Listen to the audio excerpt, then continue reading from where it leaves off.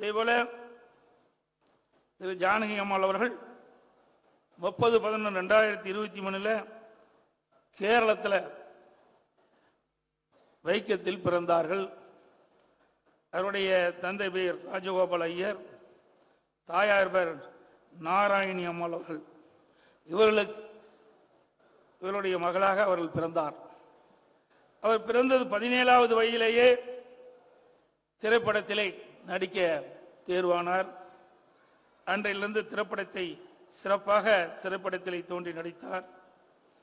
பொன்மனச்செம்மல் புரட்சித் தலைவர் எம்ஜிஆர் அவர்களோடு ஜானகி அம்மையார் அவர்கள் ராஜமுத்தி, மோகினி, நாம், மருதநாட்டு இளவரசி போன்ற திரைப்படங்களிலே இணைந்து நடித்தார்கள். திருமதி ஜானகி அம்மாள் அவர்கள் 1000 தலைவாங்கி அபூர்வ சிந்தாமணி என்ற படத்திலே மிகச் சிறப்பாக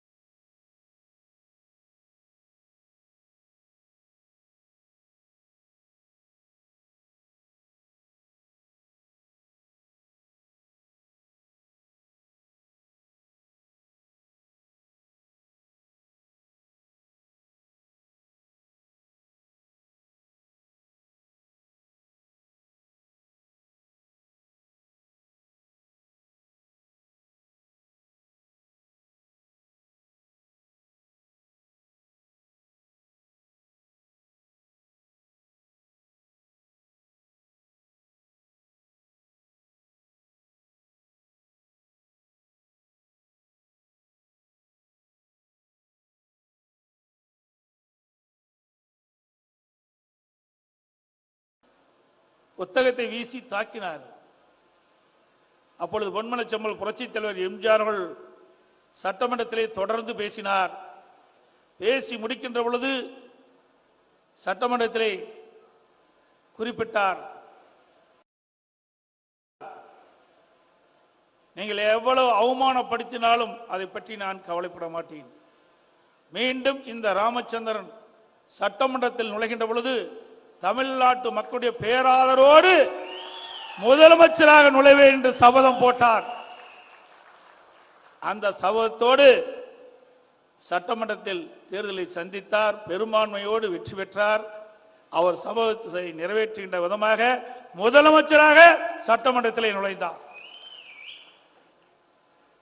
அதே போல்தான் இதையும் புரட்சி தலைவி அம்மா அவர்கள், பொன்மனச்செம்மல் புரட்சி தலைவர் மறைவுக்கு பிறகு கழகம் இரண்டாக பிளவுபட்டது. அந்த பிளவுபட்ட கழகத்தை ஒன்றாக இணைத்தவர்கள் பொன்மனச்செம்மல் புரட்சி தலைவர் எம்ஜிஆருடைய ஆட்சி தமிழகத்திலே மலர வேண்டும் என்ற அடிப்படையிலே திருமதி ஜானகி அம்மாள் அவர்களும் நம்முடைய இதயம் புரட்சி தலைவி அம்மா அவர்களும் ஒருமித்த கருத்தோடு பேசி இந்த இயக்கம் ஒன்றாக இணைக்கப்பட்டது. கழகம் பிளவுபட்டிருந்த நேரத்தில் தேர்தலை சந்தித்தோம். எனக்கு முன்னால் பேசியவர்களும் குறிப்பிட்டார்கள், தேர்தலே நாம் வெற்றி வாய்ப்பை இழந்தோம். அப்பொழுது இரட்டை இலை வழக்குக்கு சம்பந்தப்பட்ட காரணத்தினால் நிறுத்தி வைக்கப்பட்டிருந்தது. திருமதி ஜானகி அம்மாள் அவர்கள் மாண்பு அம்மா அவர்களை அழைத்து, நீங்கள் தான் தகுதியானவர், ஆகவே நீங்களே இந்த கழகத்தை ஏற்று நடத்துங்கள் என்று அவரிடத்திலே ஒப்படைத்தார்கள். அனைத்து வழக்குகளையும் திருமதி ஜானகி அம்மாள் அவர்கள் திரும்ப பெற்றுக் கொண்டார்கள். ஆகவே கழகம் ஒன்றாக இணைந்தது. இணைந்த நேரத்திலே 2 சட்டமன்ற தேர்தல் இடைத்தேர்தல் வந்தது. அந்த 2 சட்டமன்ற இடைத்தேர்தலிலும் இரட்டை சின்னத்திலே நாம் போட்டியிட்டு வெற்றி கண்ட இயக்கம் அண்ணா திமுக இயக்கம். அப்ப ஆளுங்கட்சியாக திமுக இருந்தது. நம்முடைய சின்னம் கிடைத்தவுடன் முதல் வெற்றியை நாம் பெற்றோம்.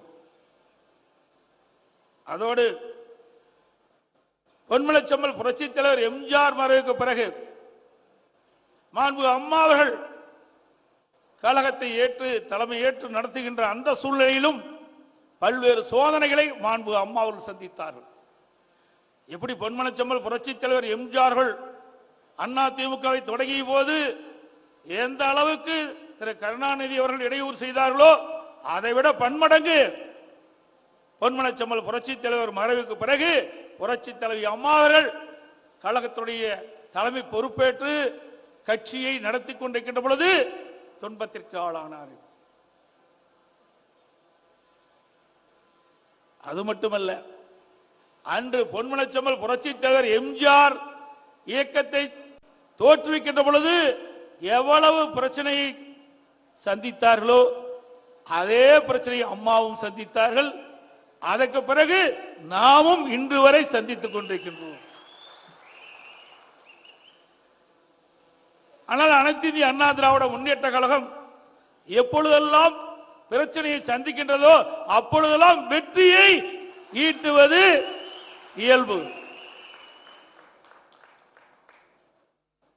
அதே போலதான் இன்றைக்கு நம்முடைய இயக்கத்தை அழிக்க நிற்கின்றவர்கள், முடக்க நிற்கின்றவர்கள், உடைக்க நினைக்கின்றவர்கள் ஒருபோதும் அவருடைய எண்ணம் நிறைவேறாது என்பதை பலமுறை நாம் நிரூபித்து காட்டிக் கொண்டிருக்கின்றோம். இன்றைக்கு பொன்மனச்செம்மல் புரட்சி தலைவர் எம்ஜிஆர் எடுத்தவுடனே முதலமைச்சராக வரவில்லை. பலமுறை சட்டமன்ற உறுப்பினராக இருந்து பணியாற்றினார், எம்எல்சியாக இருந்து பணியாற்றினார். அவர் தமிழ்நாடு முழுவதும் திராவிட முன்னேற்ற கழகத்தில் அன்றைய தினம் இருந்த பொழுது தேர்தல் பிரச்சாரத்தை மேற்கொண்டு மக்களை சந்தித்து மக்களுடைய ஆதரவை பெற்று ஆட்சி வருவதற்கு துணை நின்றவர் பொன்மனச்செம்மல் புரட்சி தலைவர் எம்ஜிஆர் அவர்கள். அப்படி மக்களோடு மக்களாக பழகி மக்களுடைய எண்ணங்களை தெரிந்து அரசியல் வாழ்க்கையில் ஈடுபட்ட காரணத்தினால்தான் மக்கள் அவரை ஏற்றுக்கொண்டு கிட்டத்தட்ட அவர் உயிரோடு இருக்கின்ற வரை அவர்தான் முதலமைச்சர் என்று இன்றைக்கு மக்கள் தீர்மானித்து அந்த பொறுப்பை அவரிடத்திலே வழங்கி வந்தார்கள். அதே போல 1980 என்று கருதுகின்றேன். அந்த சமயத்தில் நாடாளுமன்ற தேர்தலில் கூட பொன்மனச்செம்மல் புரட்சி தலைவர் எம்ஜிஆர் இருக்கின்ற பொழுதே நாம் 2 இடத்தில் தான் வெற்றி பெற முடிந்தது. எதற்காக சொல்லினேன் சொன்னால், எந்த ஒரு கட்சியும் தொடர்ந்து வெற்றி பெற்ற வரலாறு கிடையாது. எந்த ஒரு கட்சியும் தொடர்ந்து தோல்வியுற்ற வரலாறும் கிடையாது. வெற்றி தோல்வி என்பது மாறி மாறி வந்து கொண்டே இருக்கும். சக்கரம் எப்படி சுரண்டு கொண்டிருக்கின்றதோ அதை போலதான் எல்லா கட்சிகளும் வெற்றியும் தோல்வியும் மாறி மாறி சந்தித்துக் கொண்டிருக்கின்றன. இன்று தினம் பல பேர் பேசுகிறார்கள், அனைத்து இந்திய அண்ணா திராவிட முன்னேற்ற கழகம் தொடர் தோல்வி என்று. ஏன் திமுக 10 ஆண்டு காலம் தொடர் தோல்வியை சந்திக்கவில்லையா? சந்தித்ததா இல்லையா? அப்படி தொடர் தோல்வி சந்தித்த திமுக கட்சி ஆட்சிக்கு வரவில்லையா? 1991 2 இடங்கள் தான் திமுக வெற்றி பெற்றது. 96 அவர் ஆட்சிக்கு வரவில்லையா? எல்லா கட்சிகளும் மாறி மாறி வெற்றி தோல்வி சந்தித்துக் கொண்டுதான் இருக்கின்றது. கால சூழ்நிலைக்கு தக்கவாறு, அரசியல் சூழ்நிலைக்கு தக்கவாறு ஆட்சி மாற்றம் ஏற்படுவது இயல்பு. ஆனால் அனைத்து இந்திய அண்ணா திராவிட முன்னேற்ற கழகத்தை பொறுத்த வரைக்கும் வெற்றி என்பது நிச்சயிக்கப்பட்டது என்பதை நாம் ஒவ்வொருவரும் எண்ணி பார்க்க வேண்டும். அனைத்து இந்திய அண்ணா திராவிட முன்னேற்ற கழகத்தில் இருக்கின்ற கட்சி நிர்வாகிகள் தொண்டர்கள் மாதிரி எந்த கட்சிக்கும் தொண்டர்கள் நிர்வாகிகள் கிடையாது. இருவரும் தலைவர்கள் மறைந்தும் கூட இன்றைக்கும் நாம் குடும்பம் போல் காட்சி அளித்துக் கொண்டிருக்கின்றோம் சொன்னால் அதுதான் அனைத்து இந்திய அண்ணா திராவிட முன்னேற்ற கழகத்திற்குள்ள குணம். அனைத்து இந்திய அண்ணா திராவிட முன்னேற்ற கழகம் குடும்பம், குடும்ப கட்சி.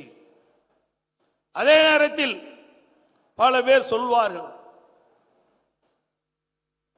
திமுக ஒரு குடும்ப கட்சி என்று. ஆம், குடும்ப கட்சி. அது திரு கருணாநிதியுடைய குடும்ப கட்சி. அது திமுக கட்சியுடைய குடும்ப கட்சி கிடையாது. திரு கருணாநிதி குடும்பத்தினுடைய உறுப்பினருடைய குடும்ப கட்சி. அந்த குடும்பத்தில் இருக்கின்றவர்கள் மட்டும்தான் அந்த கட்சிக்கு தலைவராக முடியும், ஆட்சி அதிகாரத்திற்கு வர முடியும். ஆனால் அண்ணா திமுகவை பொறுத்த வரைக்கும் அண்ணா திமுக குடும்பத்திலே யார் உழைக்கின்றார்களோ, யார் விசுவாசமாக இருக்கின்றார்களோ, யார் வேணாலும் இந்த கட்சிக்கு பொதுச் செயலாளராகலாம், உழைத்தால் விசுவாசமாக இருந்தார். அதுபோல ஆட்சியிலும் அமைச்சராக, சட்டமன்ற உறுப்பினராகலாம், நாடாளுமன்றாகலாம், அமைச்சராகலாம், ஏன் முதலமைச்சராகலாம் ஆகலாம் அண்ணா திமுகவை மட்டும். அதுதான் குடும்ப கட்சி அண்ணா திமுக கட்சி. திமுகவுக்கும் அண்ணா திமுகவுக்கும் உள்ள வேறுபாடு இதுதான். அதோடு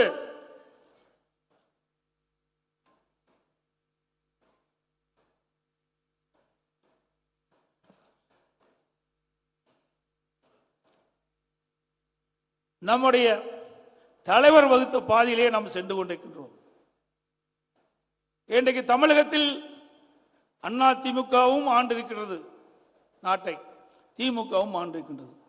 2 ஆட்சியிலும் ஒப்பிட்டு பாருங்கள். அனைத்து இந்திய அண்ணா திராவிட முன்னேற்ற கழகம் தான் தமிழகத்திலே அதிக ஆண்டு ஆட்சி செய்த கட்சி அண்ணா திமுக கட்சி தான். சுமார் 31 ஆண்டு காலம் ஆட்சி செஞ்சிருக்கிறேன். அந்த 31 ஆண்டு கால ஆட்சியிலே பொன்மனச்செம்மல் புரட்சி தலைவர் எம்ஜிஆர்கள் தமிழகத்துடைய முதலமைச்சராக இருந்து சிறப்பான முறையிலே பணியாற்றுகின்றார். அவருடைய மறைவுக்கு பிறகு இதயம் புரட்சி தலைவி அம்மா அவர்கள் தமிழகத்தினுடைய முதலமைச்சராக இருந்து சிறப்பான முறையிலே பணியாற்றுகின்றார்கள். அவருடைய மறைவுக்கு பிறகு அம்மாவுடைய அரசு 4.5 ஆண்டு காலம் சிறப்பான ஆட்சி தந்திருக்கின்றது.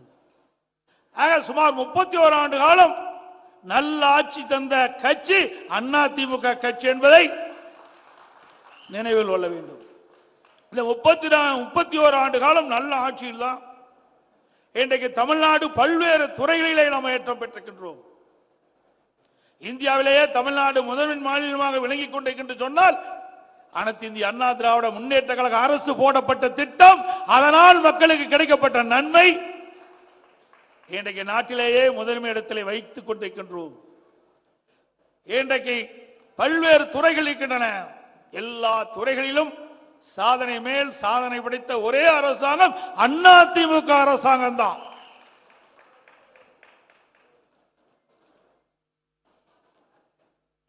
அனைத்து இந்திய அண்ணா திராவிட முன்னேற்ற கழக அரசு இருக்கின்ற பொழுதுதான் நம்முடைய தலைவர்களுக்கு, இதயம் புரட்சி தலைவி அம்மா அவர்களுக்கு பிரம்மாண்டமான நினைவு மண்டபத்தை நாம் எழுப்பினோம்.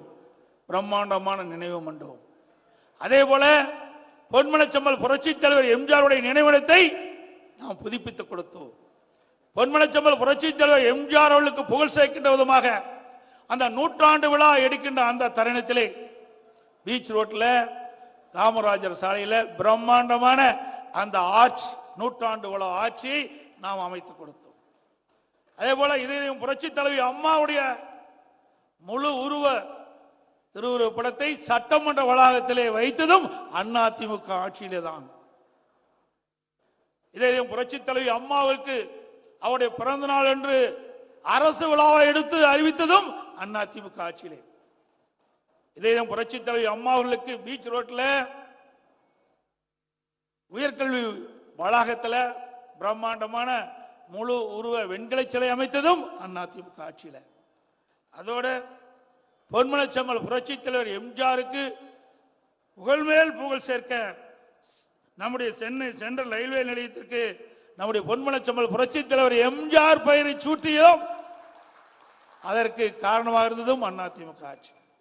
இப்படி நம்மை உருவாக்கிய தலைவர்களுக்கு நாம் நன்றி செலுத்திய ஒரே இயக்க தொண்டர்கள் நிறைந்த கட்சி அதிமுக கட்சி.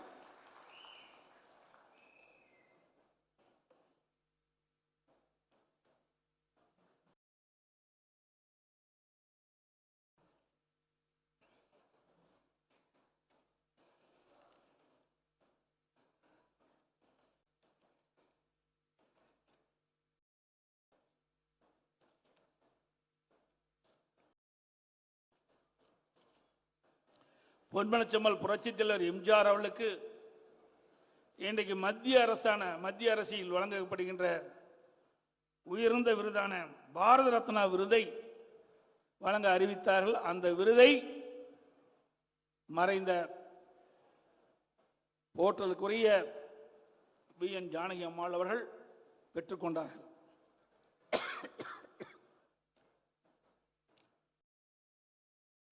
அதோடு அனைத்து இந்திய அண்ணா திராவிட முன்னேற்ற கழகத்திற்கு ஒரு கட்சி அலுவலகம் வேண்டும் என்று பொன்மனச்செம்மல் புரட்சி தலைவர் எம்ஜிஆர் விரும்பிய போது திரைப்படத்தின் வாயிலாக தான் சம்பாதித்த பணத்தின் மூலமாக வாங்கிய அந்த கட்டிடத்தை தானமாக அதிமுக கட்சிக்கு வழங்கியவர் போற்றுதலுக்குரிய அம்மையார் திருமதி ஜானகி அம்மாள் அவர்கள். இன்றைக்கு இருக்கின்ற அந்த எம்ஜிஆர் மாளிகை திருமதி ஜானகி அம்மாள் அவர்கள் தானமாக அதிமுகவுக்கு வழங்கப்பட்ட கட்டிடம் என்பதை நேரத்தில் எண்ணி பார்க்க வேண்டும். இப்படி நாம் கோயிலாக வணங்கி வந்த அந்த கட்டிடத்தையே சில பேர் உள்ளே நுழைந்து சேதப்படுத்திய காட்சியும் நாம் தான் பார்த்தோம். அதெல்லாம் ஆண்டவன் பார்த்துக் கொள்வார். அதே போல பொன்மனச்செம்மல் புரட்சி தலைவர் எம்ஜிஆர் அவர்கள் உயிரோடு இருந்த பொழுதும் கொடுத்து கொடுத்து சிவந்த கரத்திற்கு சொந்தக்காரர் பொன்மனச்செம்மல் புரட்சி தலைவர் எம்ஜிஆர் அவர்கள் என்று மக்களால் பாராட்டப்பட்டவர். அவர் இருந்த காலம் ஒரு பொற்காலம். அவர் காலத்திலே ராமாவரம் தோட்டத்திற்கு சென்றால் வயிறார அற்புதமான சுவையான உணவு கிடைக்கும். எவ்வளவு பேர் சென்றாலும் எந்த நேரத்துக்கு சென்றாலும் உணவு கிடைக்கக்கூடிய ஒரே இடம் ராமாவரம் தோட்டம் என்பது நாட்டு மக்கள் அறிவார்கள். அப்படி பொன்மனச்செம்மல் புரட்சி தலைவர் இல்லத்துக்கு சென்றவர்கள் அத்தனை பேரும் உணவறிந்து வந்த காட்சி அந்த காலத்திலே இருந்தது. அதற்கு அடித்தளமாக விளங்கியவர் திருமதி ஜானகி அம்மாள் அவர்கள். கொஞ்சம் கூட மனம் கோணாமல் புரட்சி தலைவர் எம்ஜிஆர் என்ன எண்ணுகின்றாரோ அதை நனவாக்கி காட்டியவர் மறைந்த ஜானகி அம்மாள் அவர்கள். அதோடு பொன்மனச்செம்மல் புரட்சி தலைவர் மறைவுக்கு பிறகு இருக்கின்ற பொழுதும் கொடுத்து கொடுத்து சிவந்த கரத்துக்கு சொந்தக்காரர் என்று பாராட்டப்பட்டவர் பொன்மனச்செம்மல் புரட்சி தலைவர் எம்ஜிஆர் அவர்கள். மறைவுக்கு பிறகும் ராமாபுரம் தோட்டத்தில் ஒரு பகுதியை காது கேளாத ஒரு வாய் பேசுவதற்கு தானமாக கொடுத்து அந்த குழந்தைகளையும் வாழ வைத்த தெய்வமாக இருக்கின்றவர் பொன்மனச்செம்மல் புரட்சி தலைவர் எம்ஜிஆர் அவர்கள். எத்தனையோ அரசியல் கட்சி தலைவர்கள் நாட்டிலே இருக்கின்றார்கள், பிறக்கின்றார்கள், வாழ்கின்றார்கள், இறக்கின்றார்கள். ஆனால் தான் வாழ்ந்த இடைப்பட்ட காலத்திலே மக்களுக்கு என்ன செய்கின்றார்களோ அதுதான் மக்கள் மனதிலே நிலைத்திருக்கும். அப்படிப்பட்ட தலைவர்களாக விளங்கியவர் நம்முடைய தலைவர்கள் பொன்மனச்செம்மல் புரட்சி தலைவர் எம்ஜிஆர், இதயம் புரட்சி தலைவி அம்மா அவர்கள். தன் வாழ்நாளிலே மக்களுக்காக உழைத்தவர்கள். மக்கள் தான் தன் பிள்ளைகளாக என்று கருதி இரவுகள் வராமல் உழைத்த தலைவர்கள் நம்முடைய தலைவர்கள் என்று பெருமையோடு இந்த நேரத்தில் குறிப்பிட விரும்புகின்றேன். பொன்மனச்செம்மல் புரட்சி தலைவர் எம்ஜிஆர் அவர்கள் திரைப்படத்திலே நடிக்கின்ற பொழுதும் சரி, திரைப்படத்தின் வாயிலாக பாடல் வருகின்ற பொழுதும் சரி, அது அத்தனையுமே மக்களுடைய எண்ணங்களை பிரதிபலிக்கின்ற பாடல்களாக திரைப்படங்களாக இருக்கும். அச்சம் என்பது மனமையடா வீரத்தை பறைசாற்றுகின்ற அற்புதமான பாடலுடைய வரிகள். அதே போல நல்ல நல்ல பிள்ளைகளை நம்பி இந்த நாடே இருக்குது தம்பி, அற்புதமான பாடல். இளைஞருடைய எதிர்காலத்தை இந்த பாடல் மூலமாக பறைசாற்றுகின்றார். சின்ன பையிலே செய்தி கேளடா, அற்புதமான பாடலை பாடியிருக்கின்றார். அதே போல நல்ல நல்ல நிலம் பார்த்து நாமும் விதை விதைக்கணும் என்றும் கடவுள் என்னும் முதலாளி கண்டெடுத்த தொழிலாளி விவசாயி என்ற அற்புதமான பாடல்களை பாடி விவசாயிகளுடைய மனதை குளிர வைத்தவர். அதே போல மீனவர்களை பற்றியும் தொழிலாளர்களை பற்றியும் தன் படத்தின் வாயிலாக இன்றைக்கு நடிப்பின் வாயிலாக வெளிப்படுத்தி அவருடைய வாழ்க்கைக்கு ஒளியேற்றிய பெருமைக்குரியவர் பொன்மனச்செம்மல் புரட்சி தலைவர் எம்ஜிஆர் அவர்கள். இப்படி பெருமைக்கு உரியவர்களுடைய தலைவர்களாக நம்முடைய தலைவர்கள் விளங்கினார்கள் என்பதை நேரத்தில் நினைவு கூற கடைபிடிக்கின்றேன். பொன்மனச்செம்மல் புரட்சி தலைவர் எம்ஜிஆர் அவர்களும் அதே போல அவருடைய துணைவியார் திருமதி ஜானகி அம்மாள் அவர்களும் இருவரும் இரண்ட தலைவர்களுமே முதலமைச்சராக இருந்திருக்கிறார். நாட்டுக்காக பாடுபடுவதற்காக இறைவன் கொடுத்த வரமாக பார்க்கப்பட்டார். அவரோடு இதயம் புரட்சி தலைவி அம்மா அவர்கள் திருமதி ஜானகி அம்மாவால் இந்த கழகத்தை அவரிடத்தில் ஒப்படைக்கப்பட்டு, யாரிடத்தில் இந்த கழகத்தை ஒப்படைத்தால் இந்த கழகம் வலுப்பெறும், ஆட்சி தொடரும் என்று எண்ணி ஒப்படைத்தார். அந்த தகுதி புரட்சி தலைவி அம்மாவுக்கு இருந்தது. ஆகவே தன்னிடத்தில் ஒப்படைக்கப்பட்ட அந்த பொறுப்பை தன்னுடைய காலத்திலே நிறைவேற்றி காட்டிய தலைவி இதயம் புரட்சி தலைவி அம்மா அவர்கள்.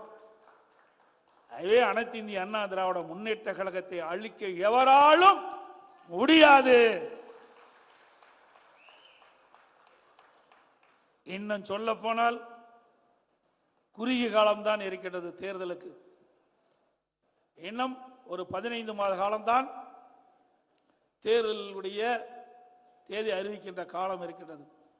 அந்த 15 மாத காலத்திலே பொன்மனச்செம்மல் புரட்சி தலைவர் எம்ஜிஆர், இதயம் புரட்சி தலைவி அம்மா இருவரும் தலைவர்கள் விட்டு சென்ற பணியை நாம் தொடர்வதற்கு ஒரு நல்ல வாய்ப்பு கிடைக்கின்றது. அந்த வாய்ப்பை நல்ல முறையிலே நாம் பயன்படுத்திக் கொள்ள வேண்டும் என்று இந்த நேரத்தில் தெரிவிக்க விரும்புகின்றேன். அதோடு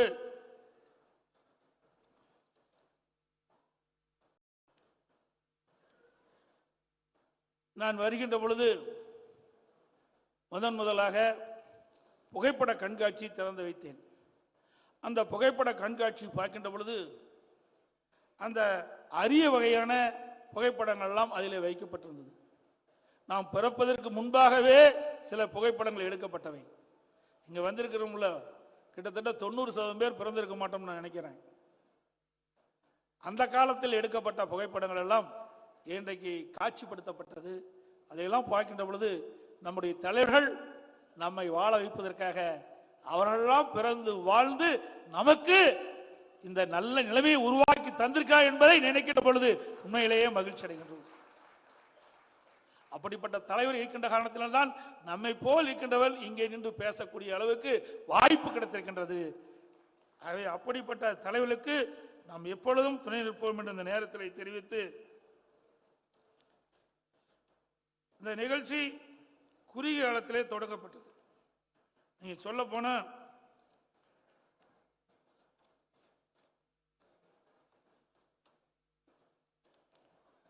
ஒரு 13 நாளைக்கு முந்தி தான் தலைமை கழக நிர்வாகிகள் பேசிக்கொண்டிருக்கும் போது சொன்னாங்க, இன்றைக்கு மறைந்த முன்னாள் முதலமைச்சர் திருமதி ஜானகி அம்மாள் அவர்களுக்கு நூற்றாண்டு விழா எடுக்கிறோம் என்று சொன்னோமே, இன்னும் எடுக்கவில்லை. அதை விரைந்து அவர்களுக்கு நூற்றாண்டு விழா எடுக்கின்ற பணி துவங்க வேண்டும் என்று சொன்னார்கள்.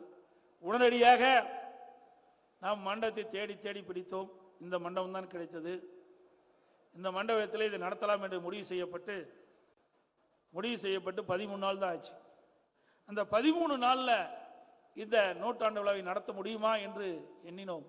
ஆனால் நடத்த முடியும் என்று நம்முடைய கழக நிர்வாகிகளும் தொண்டர்களும் நிரூபித்து காட்டுகின்றோம். காலை 10 மணிக்கு துவங்கி மாலை 6 மணி வரை மிக சிறப்பாக எழுச்சியாக எங்கேயும் தோய்வின்றி விறுவிறுப்பாக அனைவரும் மகிழ்ச்சி அடையக்கூடிய அளவுக்கு நிகழ்ச்சி ஏற்பாடு செய்திருக்கிறார். இதற்கு ஒரு விழா குழு அமைக்கப்பட வேண்டும் என்று நாம் அமைத்தோம். அதிலே மரியாதைக்குரிய மூத்த தலைவர் முன்னாள் அமைச்சர் அண்ணன் பொன்னையன் அவர்களும், அதோடு அறிவிச்சவர் டாக்டர் சி விஜயபாஸ்கர் முன்னாள் அமைச்சர்,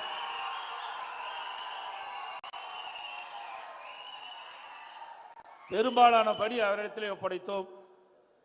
நான் தம்பி கேட்டேன், தம்பி இதெல்லாம் நடத்த முடியுமா, சிந்திச்சு சொல்லுங்க, இல்லைன்னா இன்னும் கொஞ்சம் நாளாக நம்ம அதிகப்படுத்திக்கலாம்னு சொன்னேன். இல்லைன்னா நம்ம திட்டமிட்டபடி இந்த தேதியிலேயே நாம் வைத்துக் கொள்ளலாம், 24ஆம் தேதியே வைத்துக் கொள்ளலாம், 24ஆம் தேதியிலே நூற்றாண்டு விழாவை நடத்தி விடலாம், எல்லா ஏற்பாடும் செய்து விடும் என்று சொன்னார்.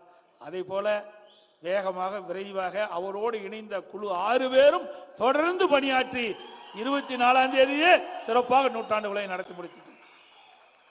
இது அறிவிச்சவர் டாக்டர் சி விஜயபாஸ்கர் அவர்களுக்கும், அதுபோல் திரு கடம்பூர் ராஜ் அவர்கள், அவர் ஏற்கனவே அமைச்சராக இருந்தார், செய்தித்துறை அமைச்சராக இருந்தார். அவர் பல்வேறு திரையுலகத்தில் இருக்கின்ற திரைப்பட நடிகர்களெல்லாம் சந்தித்து இந்த விழாவுக்கு அவரே நேரடியாக சென்று அழைப்பு விடுத்து அந்த அழைப்பின் மூலமாக அவர்கள் வாழ்த்து செய்தி சொன்னார்கள். பல பேர் நேரடியில் வந்து வாழ்த்து விட்டு சென்றிருக்கின்றார்கள். காணொலி காட்சி மூலமாகவும் வாழ்த்து தெரிவித்திருக்கின்றார்கள். அவரும் சிறப்பான முறையிலே இந்த விழா நடைபெறுவதற்கு உறுதுணையாக இருந்தார். அதுபோல திரு ஆர்.பி. உதயகுமார் முன்னாள் அமைச்சர், மாநில அம்மா பேரனுடைய செயலாளர், அவரும் சிறப்பான முறையில் இருந்து பணியாற்றினார். அதே போல அறிவிச்சவர் முனைவர் எஸ்.எஸ். வைகை செல்வன் அழகாக தொகுத்து வழங்கினார். காலையிலிருந்து மாலை வரை சகிப்பு தன்மை இல்லாம அவருக்கென்று ஒரு தனி சிறப்பு இருக்கின்றது. அந்த தனி சிறப்பு அம்சங்கள் அத்தனையும் தொகுத்து வழங்கி இந்த நூற்றாண்டு விழாவுக்கு சிறப்பு செய்தார் அறிவிச்சவர் திரு வைகை செல்வன். அதுபோல இயக்குனர் திரு ஆர்.வி. உதயகுமார் அவர்களும் திரையுறைகளை சார்ந்த காரணத்தினால் திரையுறையில் இருக்கின்றவர்கள் எல்லாம் சந்திக்கக்கூடிய ஏற்பாடு செய்து கொடுத்து அவர்களை வரவழைப்பதற்கு உறுதுணையாக இருந்தார். அதோட இந்த மாவட்டத்தினுடைய மாவட்ட செயலாளர் அறிவிச்சவர் திரு பெஞ்சமின் அவர்களும் விழா சீரோடும் சிறப்போடும் நடைபெறுவதற்கு வழிநடைகளையும் அற்புதமாக விளம்பர தட்டியை வைத்து வரவேற்றிருக்கின்றார்கள். ஆக இந்த விழா குழுவினருக்கும் இந்த இருக்கின்ற மாவட்ட செயலாளருக்கும் கழகத்தின் சார்பாக அவர்களுக்கு பாராட்டுகளையும் நன்றியும் இந்த நேரத்தில் தெரிவித்துக் கொள்ள கடமைப்பட்டிருக்கின்றேன். இன்றைக்கு இந்த நூற்றாண்டு விழா குறுகிய காலத்திலே நாம் ஏற்பாடு செய்திருந்தாலும் அந்த குறுகிய காலத்திலே அனைவருக்கும் தகவல் கொடுக்கப்பட்டு உங்களை எல்லாம் இந்த நிகழ்ச்சியில் பங்கு பெற செய்த தலைமை கழகத்துடைய மேலாளர் அறிவிச்சவர் மகாலிங்கம் அவர்களுக்கும் இந்த நேரத்திலே நன்றியை தெரிவித்து, அவரோடு தலைமை நிலையத்தில் பணிபுரிகின்ற அனைத்து அலுவலர்கள் நண்பர்களுக்கும் நன்றியை தெரிவித்து இந்த விழா சீரோடும் சிறப்போடும் இன்றைக்கு எழுச்சியோடு விளைவதற்கு உருவான இந்த அத்தனை நல்ல உள்ளங்களுக்கும் நன்றி தெரிவித்து இந்த நிகழ்ச்சியிலே பங்கு பெற்ற அனைவருக்கும் என்னுடைய வாழ்த்துக்களையும் நன்றியும் தெரிவித்து இந்த நிகழ்ச்சி இன்றைக்கு பொதுமக்கள் அனைவருக்கும் கொண்டு சேர்ப்பதற்கு உறுதுணையாக உள்ள ஊடகத்துக்கும் பத்திரிகை நண்பர்களுக்கும் நன்றி தெரிவித்து விடைபெறுகின்றேன். நன்றி, வணக்கம்.